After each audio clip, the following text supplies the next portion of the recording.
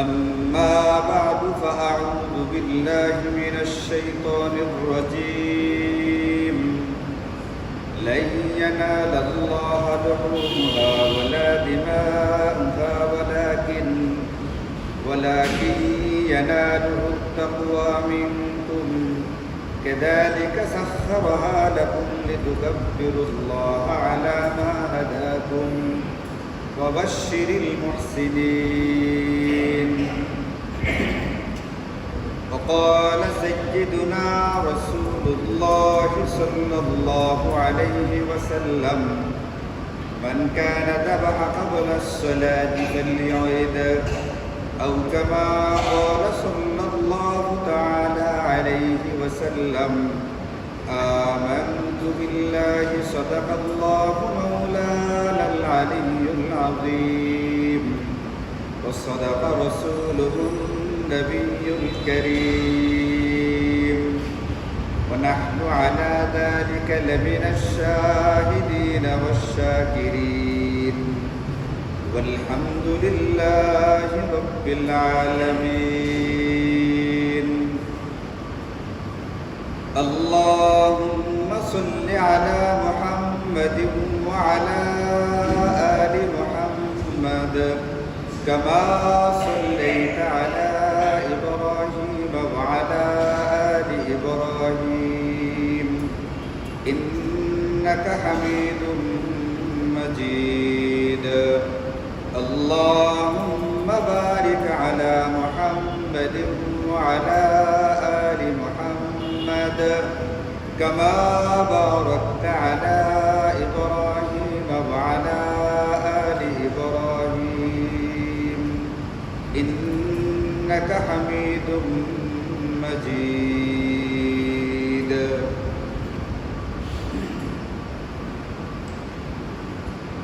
আলহামদুলিল্লাহ, আল্লাহ পাকের অশেষ মেহেরবানি আর দয়া। আগামীকালকে আমাদের বাংলাদেশ অঞ্চলে পবিত্র ঈদ উল আজহা অনুষ্ঠিত হতে যাচ্ছে।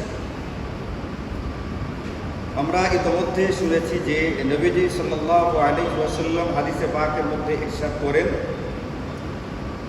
মা আমিলা আদামিয়্যুম মিন আমালি ইয়াওমান নাহরি আহাব্বা ইলাল্লাহি মিন ইহরাকিদ দাম।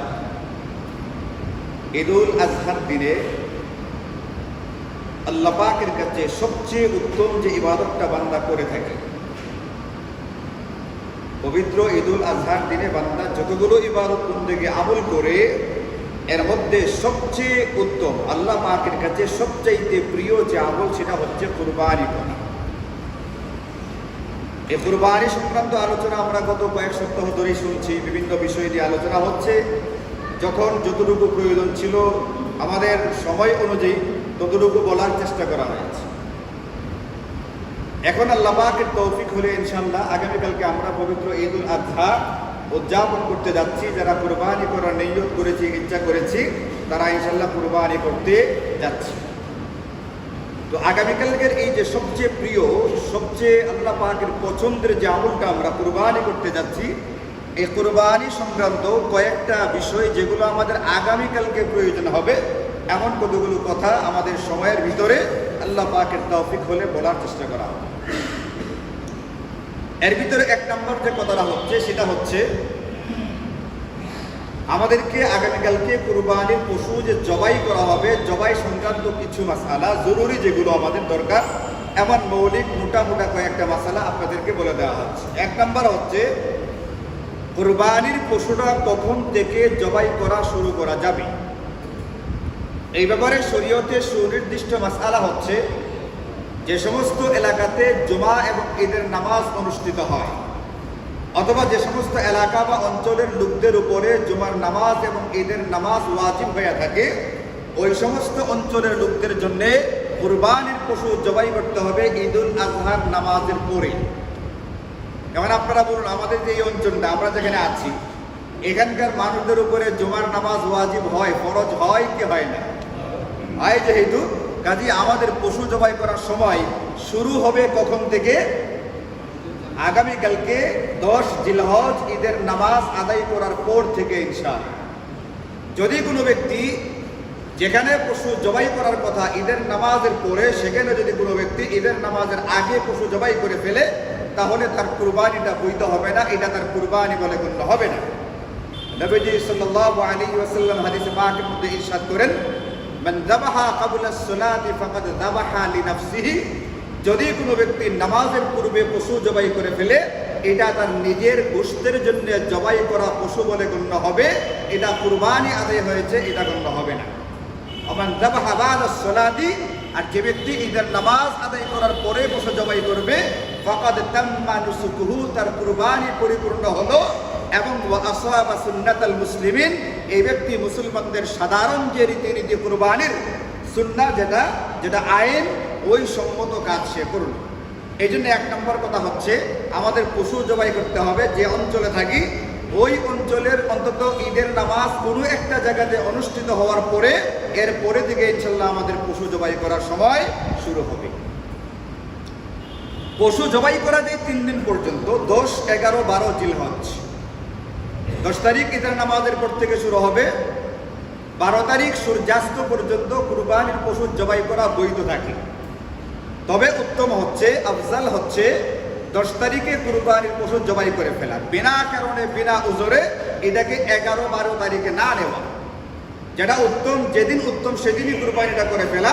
আর যদি কোনো অসুবিধা থাকে, বিশেষ কোনো সমস্যা থেকে থাকে, তাদের জন্য 11, 12 তারিখও বৈধ আছে। সূর্যাস্তের আগে অতি অবশ্যই জবাই করে ফেলতে হবে, এবং পশু দিনের বেলা জবাই করা উত্তম, রাতের বেলা বৈধ হলেও আলু স্বল্পতার কারণে ফুকাহায়ে কেরাম এটাকে মাকরুহ বলেছে। এটা হচ্ছে কুরবানির পশু জবাই করার সময়। কুরবানির পশু জবাই করবে কি, এই ব্যাপারে সুন্নাহ থেকে যেটা আমাদেরকে বলে দেওয়া আছে, সেটা হচ্ছে কুরবানির পশু জবাই করবেন কুরবানি দাতা নিজে, যদি তিনি জবাই করার মাসআলা জানেন এবং জবাই করতে সক্ষমতা রাখেন। যিনি কুরবানি দাতা, তিনি যদি জবাই করতে পারেন এবং জবাই করার নিয়ম কানুনটা অন্তত যতটুকু জানা দরকার, না হলেই নয়, এতটুকু যিনি জানেন, এমন প্রকার ব্যক্তির জন্য নিজ হাতে নিজের কুরবানির পশু জবাই করা মুস্তাহাব, পছন্দনীয় বিষয়, তিনি এটাকে জবাই করার চেষ্টা করবেন। হ্যাঁ, যদি কেউ এমন থেকে থাকে যে কুরবানি দাতা নিজে কুরবানি করতে সাহস রাখেন না, কুরবানি করতে তার সক্ষমতা নেই, অথবা মাসআলা মাসাইল জানার ক্ষেত্রে তার ঘাটতি আছে, ওই ধরনের ক্ষেত্রে অন্য কোনো ব্যক্তির সহযোগিতা নেওয়ার সুযোগ শরীয়ত আমাদের জন্য রেখেছে।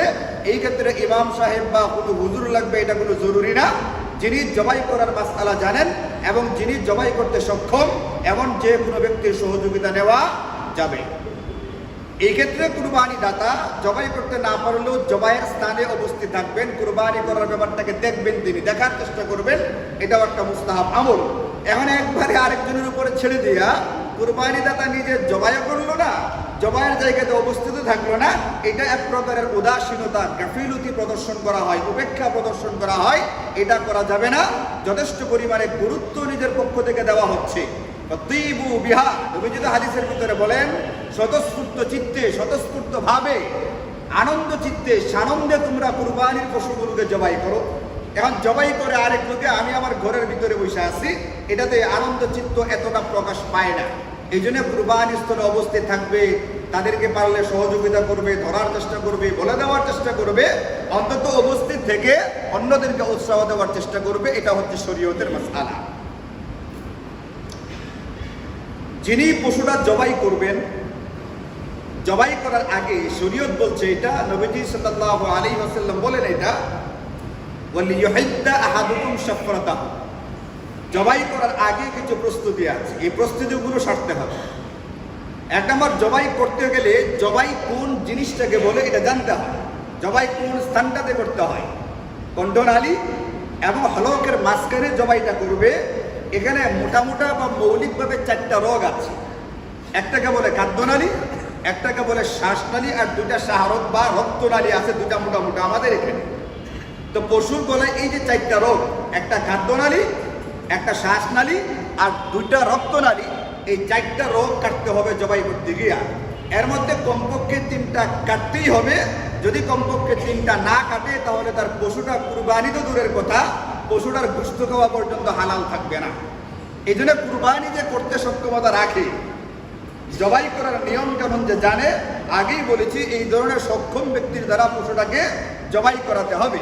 এই 4টা রোগ কাটবে কিভাবে? কাটার ক্ষেত্রে নবীজি বলেন আরেকটা প্রস্তুতি হচ্ছে এটা, যেন পশুটা খুব আরামদায়কভাবে গলাটা কাটে, এর জন্য অতিরিক্ত কোনো রকমের কষ্ট না হয়। এই জন্য প্রথমেই ছুরিটাকে ভালো করে শান দিয়ে নিতে হবে, ধার দিয়ে নিতে হবে। এমন যেন না হয় দীর্ঘদিন ধরে ছুরি এক জায়গাতে রাখা আছে, এটার ভিতরে মরিচা ধরে গেছে, এমন একটা ভূতা অধারালো ছুরি দিয়া পশুর উপরে ছুরি চালাচ্ছে, পুঁজ দিচ্ছে, কিন্তু কাটতেছে না। পশুটার অতিরিক্ত কষ্ট হচ্ছে। এই অতিরিক্ত পরিমাণ কষ্ট দেওয়া ইসলামী শরীয়তে বৈধ না। এই জন্য নবীজি সাল্লাল্লাহু আলাইহি ওয়াসাল্লাম হাদিসে পাকের মধ্যে বলেন, ইন্নাল্লাহা কাতাবাল ইহসানা আলা কুল্লি শাই। আল্লাহ তাআলা প্রত্যেকটা বস্তুর উপরে দয়া করা, নরমির সাথে আচরণ করা, নম্র আচরণ করাটাকে ফরজ করে দিয়েছেন।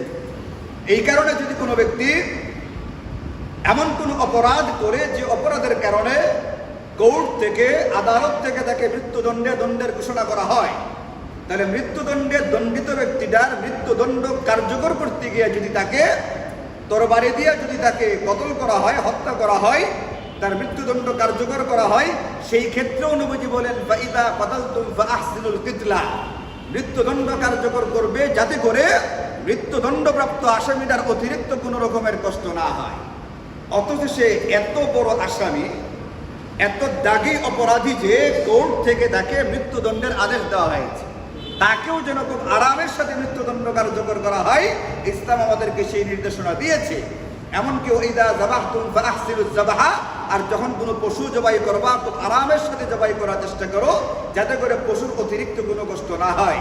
এটার প্রস্তুতির জন্য ওয়ালিয়ুহিদ্দা আহাদুকুম শাফরাতাহু, তোমাদের প্রত্যেকেই যেন তার ছুরিটাকে জবাই করার পূর্বে, শুধু না পশুটাকে শোয়ানোর পূর্বে ভালো করে ধার দিয়ে নেয়।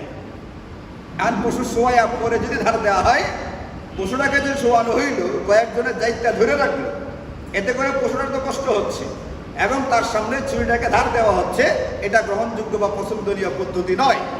এই জন্য ছুরিটাকে আগেই ধার দিতে হবে, শান দিতে হবে, পুরাপুরি প্রস্তুতি নিয়ে তারপরে পশুটাকে শোয়ানোর চেষ্টা করতে হবে। পশুটাকে শোয়ানো হবে কিভাবে?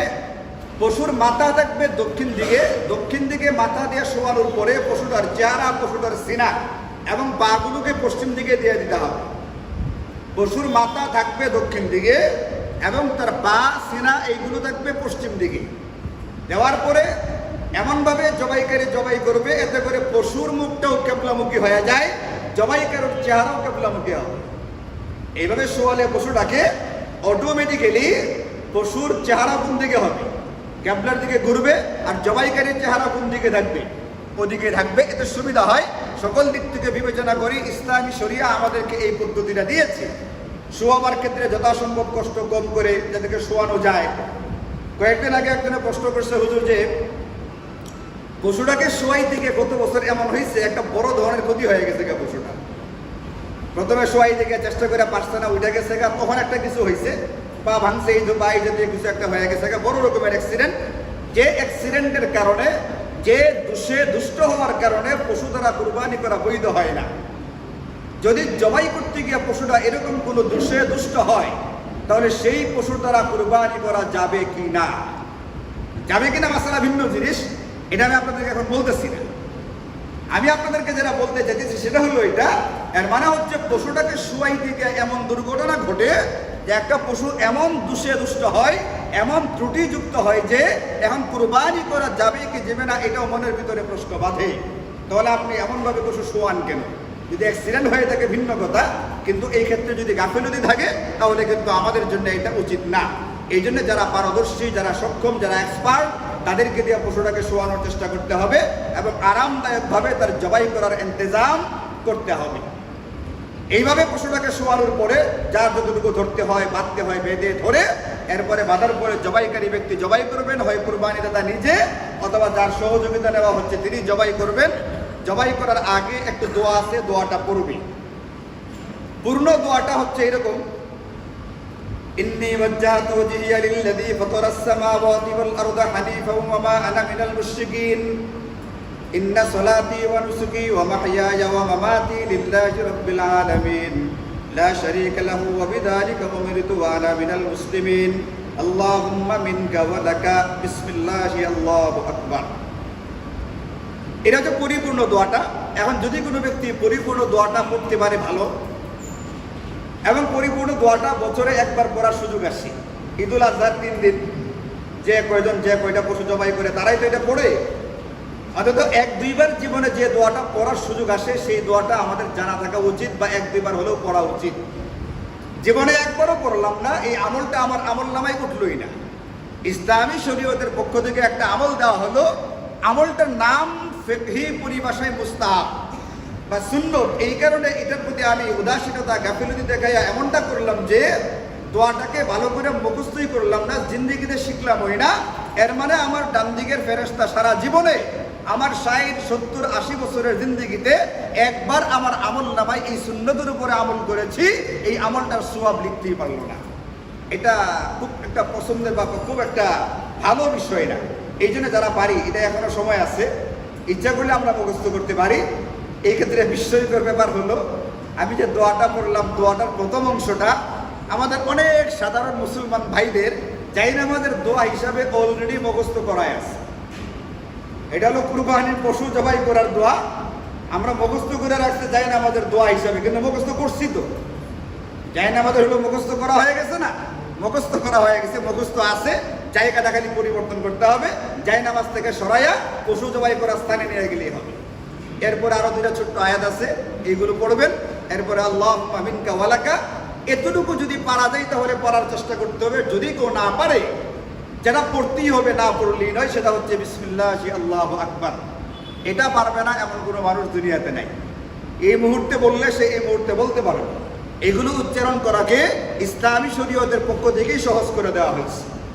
খফিফাতান আলাল লিসান, নবীজি বলেন এইগুলো উচ্চারণ করাকে সহজ করে দেওয়া আছে। তাসবিহাত যেগুলো আছে, অতি জরুরি যে বিষয়গুলো আছে, এইগুলো জবানে বা মুখে উচ্চারণ করতে গেলে অতি সহজ, এটা আল্লাহ পাকের পক্ষ থেকে করে দেওয়া আছে।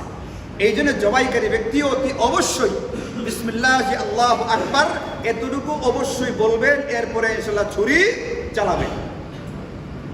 জবাই হয়ে যাওয়ার পরে বা জবাইয়ের সময় যদি কোনো ব্যক্তি জবাইকারী ব্যক্তিকে সাহায্য করতে চায়, ছুরিতে ধরতে চায়, অথবা জবাই যিনি প্রথম করছেন তার জবাইটা পুরোপুরি কমপ্লিট হয় নাই, 4টা রোগ কাটে নাই, 3টা রোগ কাটে নাই, এর আগেই তিনি ছুরি ছেড়ে দিচ্ছেন, এরপরে কসাই বা অন্য কেউ যদি বাকি অংশটাকে পূর্ণ করতে যায়, তাহলে যিনি জবাই করার সময় ধরলেন সহকারী, অথবা পরবর্তীতে বাকি যে জবাইটা পূর্ণ করবেন, এই দুইজনকেও বিসমিল্লাহি আল্লাহু আকবার বলতে হবে। এই বলাটা অতি জরুরি, বলতেই হবে কুরবানি সহিহ হওয়ার জন্য এবং পশুরা হালাল হওয়ার জন্য। এই জন্য যাদের সহযোগিতা নেওয়া হবে, দেখতে হবে তার এতটুকু মৌলিক মাসআলা জানা আছে কিনা। যার এতটুকু মৌলিক মাসআলা জানা নাই, তার সহযোগিতা নেওয়ার দরকারও নাই। যে ড্রাইভার গাড়িটা কিছুটা হলেও চালাতে পারবে, সেই ড্রাইভারকে আসনে, চালকের আসনে বসানো যেতে পারে। আর যে ড্রাইভারের গাড়ি সরাসরি রাস্তার নিচে নামাই দিবে, এই ড্রাইভারকে চালকের আসনে আধা মিনিটের জন্য বসানোর এই সুযোগ নেই। জবাই হয়ে যাওয়ার পরে যিনি জবাইকারী, তিনি একটা দোয়া করতে পারেন চাইলে। দোয়া পড়াটা মুস্তাহাব যদি সম্ভব হয়। আল্লাহুম্মা তাকাব্বালহু মিন্নি আও মিন্না, আমার পক্ষ থেকে অথবা যার যার নামে কুরবানিটা হবে তাদের পক্ষ থেকে বলতে হবে, আল্লাহ অমুকের পক্ষ থেকে কবুল করেন। কামা তাকাব্বালতা মিন হাবিবিকা মুহাম্মদ ওয়া খলিলিকা ইব্রাহিম আলাইহিস সালাতু ওয়াস সালাম।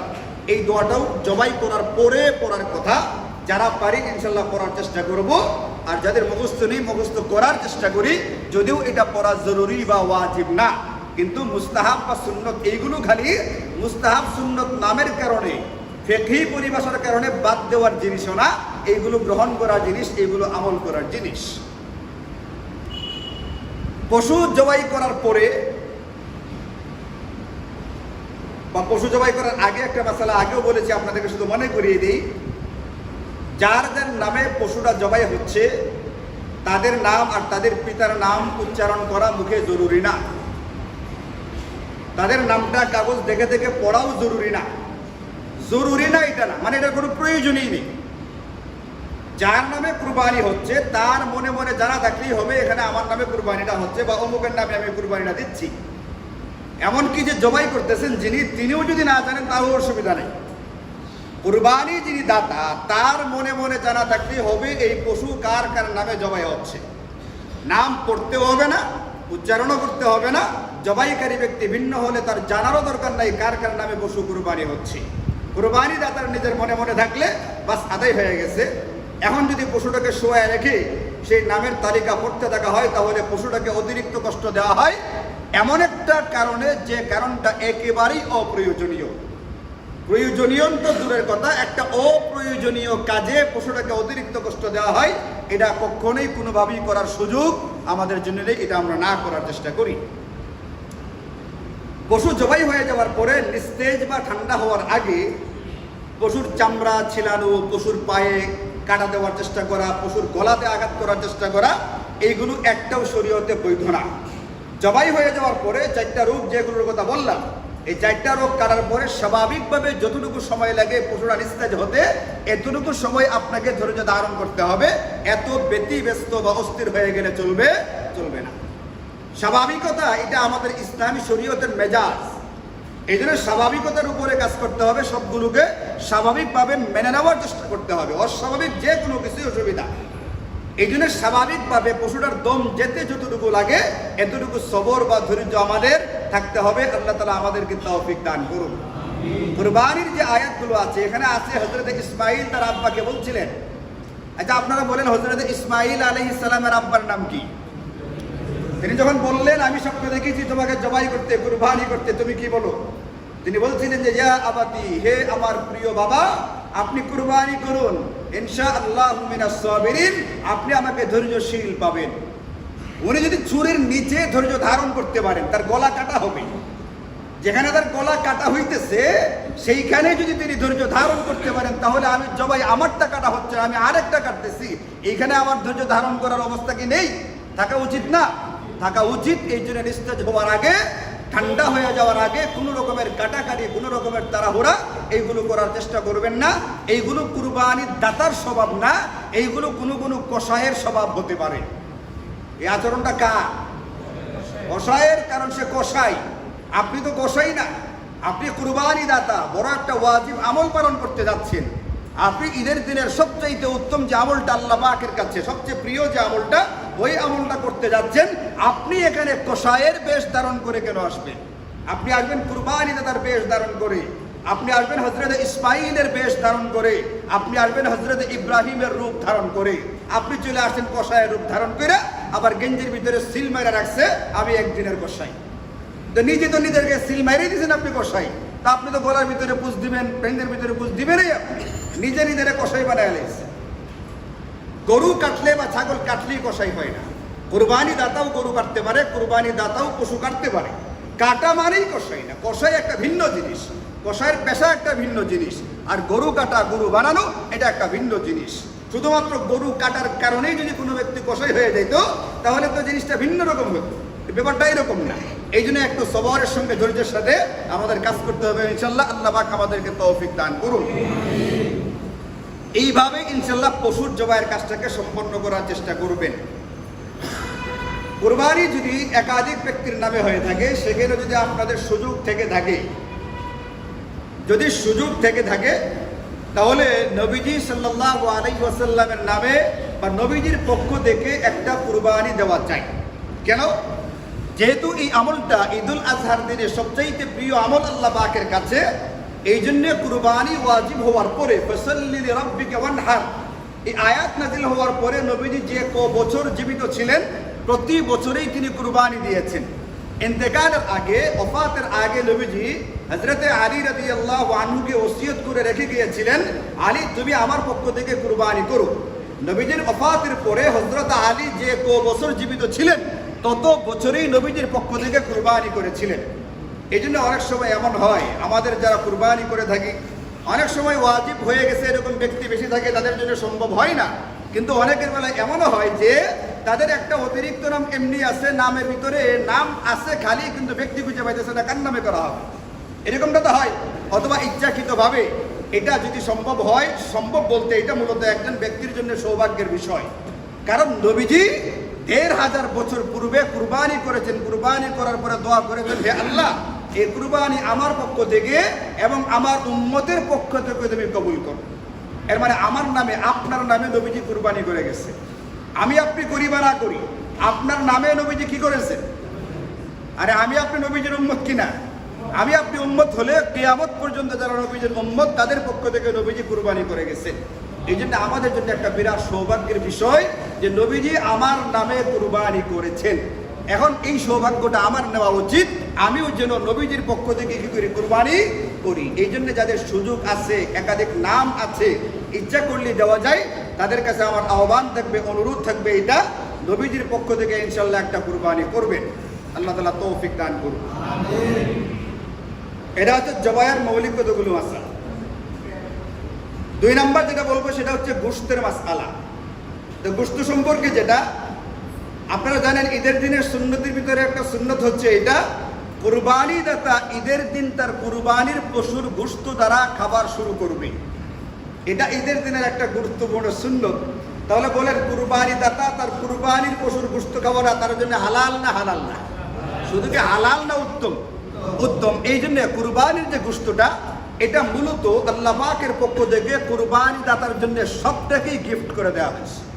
সবটাই তোমার জন্য হাদিয়া, উপহার। কার পক্ষ থেকে? আল্লাহর উদ্দেশ্যে কুরবানি করার পরে আল্লাহ পাকের পক্ষ থেকে কুরবানি দাতার পুরো গোশতটা কুরবানির দাতাকেই উপহার হিসেবে দেওয়া হয়েছে। এমন সে যদি সবটা খেতে সক্ষম হয়, সবটা খাবে, কোনো অসুবিধা নেই, সবটা খেতে পারে। যদি রাখতে চাই, ফ্রিজিং করতে চাই, এটাকে প্রক্রিয়াজাত করে রাখতে চাই, এটাকে শুটকি করে রাখতে চাই, তাও রাখতে পারবে, সেটার অনুমতি আছে, কোনো অসুবিধা নেই, সব জায়েজ। কিন্তু ইসলামী শরীয়ত যেরকম সবটা আমার জন্য খাওয়াকে জায়েজ বলেছে, এটাকে সংরক্ষণ করা যেরকম বৈধ বলেছে, ওই ইসলামী শরিয়া আমাকে এটাও বলেছে সব বৈধ কাজ করতে হয় না। সব বৈধ কাজ কি আমরা করি? সব বৈধ কাজ আমরা সবসময় করি না। বৈধ কি?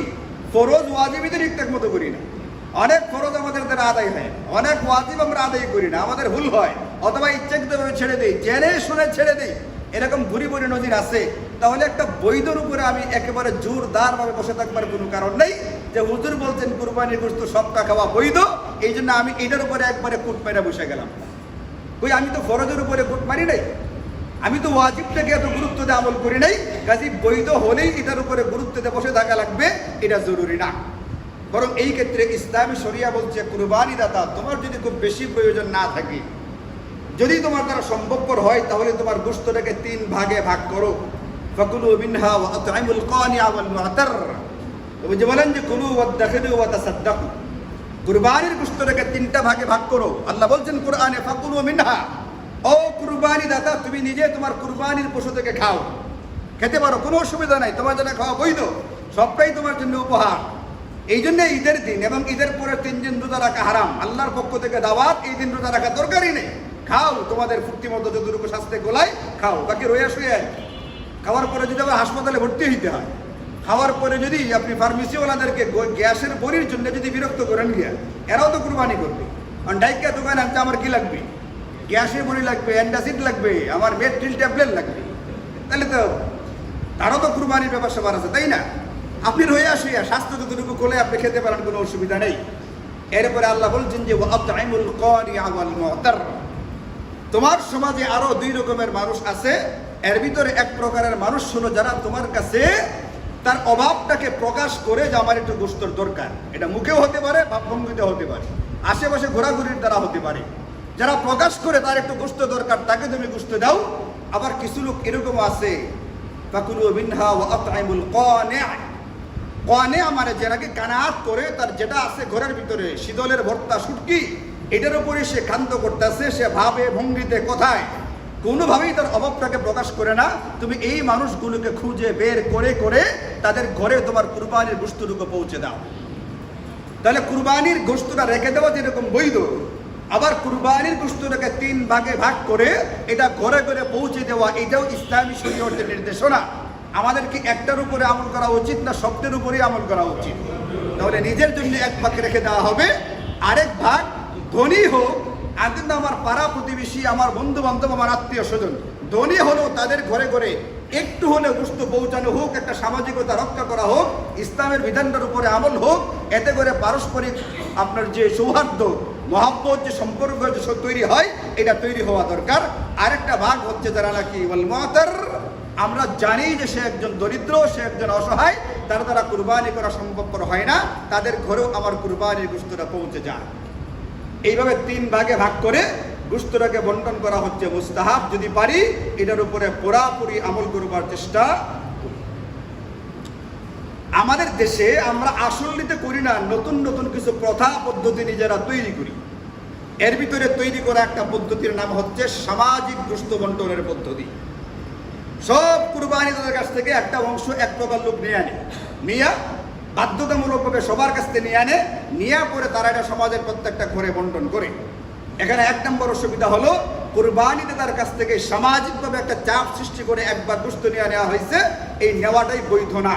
কুরবানিটা তার উপরে ছেড়ে দেওয়া হয়েছে, সে তার নিজ ইচ্ছায় যতটুকু পারে ততটুকু দিবে।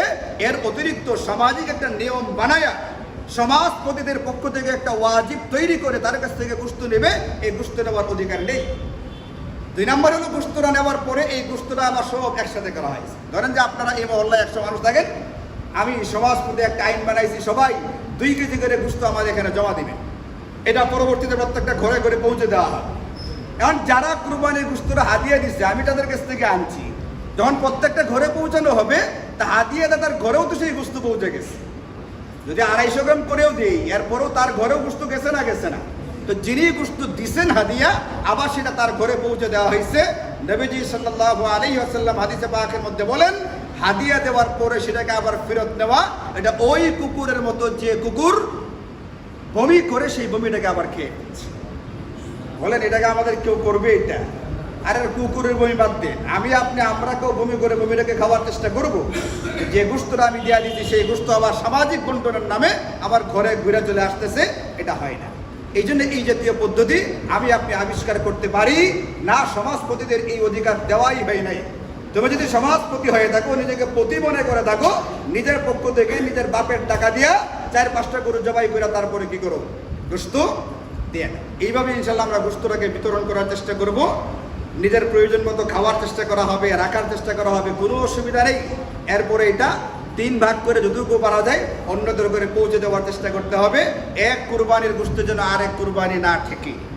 এটা একদিকে যেরকম বখিলতা কৃপণতা হবে, আরেক দিকে কিন্তু এটা স্বাস্থ্যসম্মত হবে কিনা আপনি চিকিৎসা বিজ্ঞানে যারা আছে এদের সাথে পরামর্শ করবেন যে একটা গোশত ফ্রিজের ভিতরে কতদিন রাখার পরে এই গোশতটা খাওয়া যায়। কয়েকদিন আগে, 2-3 দিন আগে একটা দেখলাম, একটা ভিডিও দেখাইছে, আপনারা যারা বার্গার খান, বার্গার প্রেমিক আছে না এখানে, বার্গার প্রেমিক যারা বার্গার খায়, দেখা যায় বার্গারের ভিতরে একটা গোশতের টুকরা দেওয়া থাকে। এই প্রেমিকদেরকে উদ্দেশ্য করে বলা আছে, আপনি বার্গারের ঢাকনা খুলে একটু গোশতটা দেখার চেষ্টা করবেন। কেন? তিনি দেখাইছেন, তিনি বার্গার কিনে খাওয়ার আগে একটু খুলে পরীক্ষা করতে গেছিলেন। দেখেন ওই বার্গারের যে গোশতের টুকরাটা, এটার ভিতরে কিরা পোকা কিলবিল করতেছে। এখন যদি এটাকে উঠায় না দেখা হইতো তাহলে তো কিরা সহকারে কি হয়ে গেছে। অবশ্য আমাদের যে অবস্থা, করোনা ভাইরাসকে হজম করে ফেলছে, কিরা হজম করে ফেলবো ভিন্ন কথা, কিন্তু খাওয়াটা খাওয়া যে আমার রুচিতে ধরে কিনা এটাও তো একটা দেখার বিষয়। আমার একটা গোশত ফ্রিজে থাকলে কতদিন পর্যন্ত জীবাণুমুক্ত থাকে বা কতদিন এটা স্বাস্থ্যসম্মত থাকে, এটাও তো বোঝার ব্যাপার আছে। এই জন্য আপনার সাথে খেলেই হবে না, রাখলেই হবে না, এই বিষয়গুলো চিন্তা করা দরকার। সার্বিক বিষয় চিন্তা করে এরপরে ইনশাল্লাহ আমরা গোশতের ব্যাপারে ফিকির করবো। আল্লাহ তাআলা আমাদেরকে বোঝার তৌফিক দান করেন। আরেকটা হচ্ছে কুরবানির চামড়া সংক্রান্ত বিষয়, এটা আপনাদের জানা আছে, আমি আগেও বলেছি এই ব্যাপারে। মাসালা হচ্ছে কুরবানির চামড়া ইচ্ছা করলে কুরবানিতে তা নিজে যদি পরিশোধন করে দাবাকাত করে এটাকে ব্যবহার করতে চান ব্যবহার করতে পারবেন। জায়নামাজ বানানেন, কার্পেট বানানেন, চাদর বানানেন, যদি ব্যবহার করতে চান কোনো অসুবিধা নেই, করতে পারবেন। যদি কাউকে উপহার দিতে চান চামড়া সরাসরি উপহার দিতে পারবেন, ধনী গরিব সবাইকে সরাসরি চামড়াটা যদি কাউকে উপহার দিতে চান আপনি উপহারও দিতে পারেন। 3 নম্বর হচ্ছে চামড়া যদি বিক্রি করে ফেলেন তাহলে একটা অসুবিধা আছে। সেই অসুবিধাটা হলো এটা, বিক্রি করে ফেললে বিক্রিত যে বিক্রয় লব্ধ যে টাকাটা, বিক্রি করে যে টাকাটা পাবেন হুবাহু ওই টাকাটাই আপনাকে সদকা করে দিতে হবে কোনো দরিদ্র ব্যক্তিকে, যাদেরকে জাকাত দেওয়া যায়। অনেক সময় এমন হয় এটাকে আমি টাকাটা পরিবর্তন করে ফেলি, ফিকহের কিতাবে পরিষ্কার লেখা আছে পরিবর্তন করাটা উচিত না। ভাঙতির কারণে অনেক সময় পরিবর্তন করার প্রয়োজন দেখা দেয়, ওটা ভিন্ন জিনিস। কিন্তু যদি পারা যায় পরিবর্তন না করে দান করতে, তাহলে পরিবর্তন না করি আপনি দান করে দিবেন। চামড়ার মূল্যটা কাকে দিবেন? এই ক্ষেত্রে আগেই বলছি, যাদেরকে জাকাত দেওয়া যায় তাদেরকে দিবেন। জাকাত দেওয়া যায় এরকম বহু লোক আছে যারা ভিক্ষাবৃত্তিটাকে পেশা হিসাবে গ্রহণ করেছে, এরাও আছে। আবার যারা ভিক্ষাবৃত্তির ধারে কাছেও যায় না, কিন্তু দরিদ্র এমন মানুষও আমাদের সমাজে আছে। ইসলামী শরীয়ত বলছে কাকে দিবেন, এই ক্ষেত্রে আপনি দিবেন দুই প্রকার ব্যক্তিকে অগ্রাধিকার দিয়া। এক নম্বর হচ্ছে নিজের দরিদ্র স্বজনদের ভিতরে যদি কেউ থেকে থাকে তাদেরকে দেওয়ার চেষ্টা করবেন। দুই নম্বর হচ্ছে যারা কোনো না কোনোভাবে কোরআন সুন্নাহর ইলম হাসিল করার ভিতরে রত আছে, তাদের এখানে আপনি আপনার চামড়াকে পৌঁছে দেওয়ার চেষ্টা করবেন। তারা দাঁড়া দাঁড়ে ঘুরবে, আপনাদের কাছে সওয়াল করবে, এদেরকে এতটুকু লাঞ্ছিত করা উচিত হবে না। এই লাঞ্ছিত যদি করতে না চাই, তাহলে আমাদের করণীয় হচ্ছে তাদের কাছে নিজের পক্ষ থেকে এটাকে পৌঁছে দেওয়ার চেষ্টা করা। এতে করে আপনার একটা দান করে একাধিক সওয়াবের আশা করা যায়। শুধু দরিদ্রকে দিলে দরিদ্রকে দান করার সওয়াব পাওয়া যায়, আত্মীয়কে বা মাদ্রাসার ছাত্রছাত্রীদের পিছনে খরচ করলে এটার দ্বারা দান করারও সওয়াব হয়, তিনি কাজে সহযোগিতা করারও সওয়াব হয়, আত্মীয়দের সাথে সুসম্পর্ক রাখারও সওয়াব হয়ে যায়। একাধিক বিষয় থাকে এটার ভিতরে, এই জন্য আপনারা ইনশাল্লাহ এইভাবে দেওয়ার চেষ্টা করবেন। এখানে একটা ঘোষণা আপনাদেরকে বলে রাখি, আগে আমাদের মাল্লি মাদ্রাসায় কুরবানি চামড়া কালেকশন করা হইতো না, কিন্তু এই বছর আমাদের শিক্ষকদের মিটিংয়ে এটা আলোচনা হয়েছে যে যেহেতু এই বছর চামড়ার দাম কিছুটা বেড়েছে এবং আমাদের এখানে লিল্লা বোর্ডিং আছে, বেশ কিছু ছাত্রকে 3 বেলায় ফ্রি খাবার খাওয়াইতে হয়, দিতে হয়। আমাদের লিল্লা বোর্ডিংয়ে যথেষ্ট পরিমাণ ঘাটতিও আছে মাল্লি মাদ্রাসায়। এই জন্য আপনারা কুরবানি চামড়া গত বেশ কয়েক বছর একেবারে মূল্য রকম ছিল। 3 লাখ টাকার পশু 300 টাকা চামড়া বিক্রি করতে হয়েছে, 1.5 লাখ টাকার পশু 150 টাকাতে চামড়া বিক্রি করতে হয়েছে, এমন ঘটনা গেছে। এই কারণে অনেকে খুবই অভিমানে চামড়াকে নদীতে ফেলে দিচ্ছে, মাটিতে পুঁতে ফেলছে বিক্রি করার আগে, কেন মূল্য পাওয়া যাচ্ছে না। তো একটা সময় আমাদের বাধ্য হইয়া যথেষ্ট পরিমাণে মূল্য না পাওয়ার কারণে তো চামড়া বাদ দিয়ে দিচ্ছে, এমনও তো হয়েছে। তো আপনি এখন যেহেতু চামড়ার মূল্য বেড়েছে, আমি ইচ্ছা করলে মাটিতে পুঁতেও ফেলতে পারতাম, নদীতে ফেলেও দিতে পারতাম, কিন্তু এতে আমার কোনো লাভ নেই। যেটা হবে, দরিদ্রদেরকে দিলে মাদ্রাসার ছাত্রছাত্রী তাদের পিছনে ব্যয় করা হবে, এতে আমার একটা বিরাট দিনী কাজে সহযোগিতা হয়, আল্লাহ পাকের একটা হুকুমের উপর আমল করা হয়। ওয়া তাআওয়ানু আলাল বিররি ওয়াত তাকওয়া, তোমরা নেকির কাজে একে অপরকে সাহায্য করো। আল্লাহ পাকের এই নির্দেশের উপরে আমল করার স্বার্থে যেহেতু আমাদের সিদ্ধান্ত হয়েছে কুরবানি চামড়া এবছর নেওয়া হবে, এই জন্য আপনারা যারা চান আপনারা ইনশাআল্লাহ মাদ্রাসা মাদ্রাসায় চামড়া দান করতে পারেন। আমাদের মুয়াজ্জিন সাহেব হুজুর মাওলানা আব্দুল কাইয়ুম সাহেব এখানে থাকবেন, তার কাছে পৌঁছে দিতে পারেন, অথবা যদি চান মাদ্রাসায় পৌঁছে দিতে সেটাও পারবেন। যার মতো করে যারা চান তারা ইনশাআল্লাহ দেওয়ার চেষ্টা করবেন। আপনাদেরকে দেওয়ার জন্য আহ্বান জানাচ্ছি। এছাড়াও যে সমস্ত মাদ্রাসায় লিল্লাহ বোর্ডিং আছে আপনি সেখানেও দিতে পারেন। আমাদের নেত্রকোনার সবচেয়ে বড় মাদ্রাসা যেটা জামিয়া মিফতাহুল উলুম, ওখানে দিতে পারেন, ওখানে পৌঁছে দিতে পারেন। যদি ওখানকার প্রতিনিধিরা আসে তাদের কাছে দিতে পারেন বা পৌঁছে দিতে পারেন। আপনার যেখানে লিল্লাহ বোর্ডিং আছে এবং চামড়ার টাকাটা যে খাতে খরচ হওয়া দরকার সেই খাতেই খরচ হবে। আপনি যদি আস্থা রাখতে পারেন আপনি সেখানে দান করতে পারেন, আপনার দান করার সুযোগ আছে। আল্লাহ তাআলা আমাদেরকে তৌফিক দান করুন। সর্বশেষ আগামীকালকে ঈদুল আজহার দিন 13টা সুন্নত আছে, সুন্নতগুলো আমাদের জানতে হবে, এইগুলোর উপরে আমল করার চেষ্টা করতে হবে। 1 নাম্বার হচ্ছে অতি সকালে ভোরবেলায় ঘুম থেকে ওঠার চেষ্টা করতে হবে। 2 নাম্বার ঘুম থেকে ওঠার পরে ভালো করে মিসওয়াক করতে হবে। 3 নাম্বার ভালো করে গোসল করতে হবে। 4 নাম্বার খুশবু আতর এইগুলো লাগাইতে হবে। নিজের ভালো কাপড়টার মধ্যে যে কাপড়টা ভালো সেটা পরিধান করতে হবে এবং শরীয়তের সীমানার ভিতরে থেকে সাজসজ্জা গ্রহণ করতে হবে। ঈদের নামাজ আদায় করার জন্য আপনি ঘর থেকে বের হবেন কোনো কিছু না খায়া। আগেই বলছি ঈদুল আজহার দিনে কুরবানির গোশত হবে আমার সর্বপ্রথম খানা। এই হিসাবে আপনি ঈদুল আজহার দিন কোনো কিছু না খেয়ে ঘর থেকে বের হবেন। ঈদুল আজহার নামাজ পড়তে গিয়া আপনি যখন নামাজ পড়তে মাঠে যাবেন বা ঈদগাহে যাবেন তখন জোরে জোরে তাকবীরে তাশরিক বলতে বলতে যাবেন। আল্লাহু আকবার, আল্লাহু আকবার, লা ইলাহা ইল্লাল্লাহু, আল্লাহু আকবার, আল্লাহু আকবার, ওয়ালিল্লাহিল হামদ। ঈদগাহে আগে আগে যাওয়ার চেষ্টা করবেন। ঈদুল আজহার নামাজটা ঈদুল ফিতরের চেয়ে আরো আগে আগে পড়ার চেষ্টা করতে হবে এবং ঈদের নামাজের পরে যে রাস্তা দিয়ে যাওয়া হয়েছিল ভিন্ন রাস্তা দিয়ে আসার চেষ্টা করতে হবে। ঈদগাহে পায়ে হেঁটে যাওয়ার চেষ্টা করতে হবে।